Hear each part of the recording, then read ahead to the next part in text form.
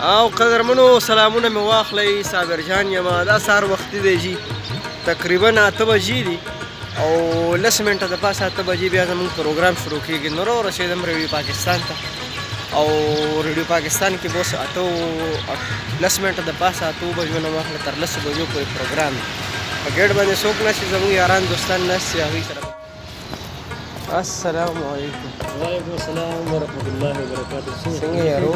صحیح حالات ښه دي که نه؟ خیر دی الحمدلله. بچې سوي راوي تابعدار دي یو ښه. الله دې قدر وکړو، الله دې خوشحاله.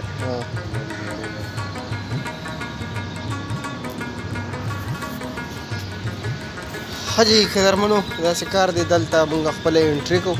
د انټرۍ نه پس چې کوم دی بیا به ته دلته ځې دننه سټوډیو ته. ښه دا کوم بلډینګ چې درته ښکاري نو دا داسې نو، دا ډېر ښکلی و یاره، ډېر مزېدار و، ډېر اعلی و.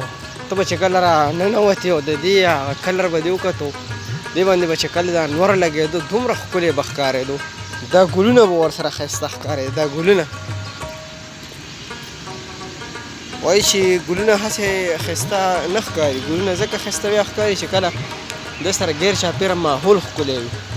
زموږ یار هم لګیا دی په چمن کې د کټیې د هغې شروع کړی دی، چې کومه ګیا ده هغه پکې ریبي. د خیره دې خوا کره شو، دې خوا دوی دا ګلونه کرلي دي او دا ډېر ښکلي، دا موسمي ګلونه دي. دې نه پس بیا دا چې کوم دی هغه ګډوډ شي به، دا ختم شي به. او چې ګلونه وي نو بیا وله دغه ښکلي شان بلبتکي هم راځي. خبره مې کوله د ریډیو پاکستان دا بلډینګ دی، خدای وکړي چې زر تر زره روغ شي. الله دې وکړي چې دا بلډینګ ښکلی ښایسته شي. دغه مخامخ ریډیو پاکستان کې جومات دی او په دې کې د جمعې مونځ هم کېږي او داسې مونځونه پکې هم کېږي. ښه جي بس دا زمونږ انټرسټ دی دلته مونږ ورځو د خیره سره دننه ریډیو پاکستان سټوډیوګانو کې دا لاره تللې دی. بس نو دا وړوکي شانتې سهارنی ویلاګ مې در سره شریکولو. بله خبره دا رشه د دې بلډینګ افتتاح هم شوی وه چې په دې کې به څه کېږي، دا به جوړېږي ستاسو دپاره.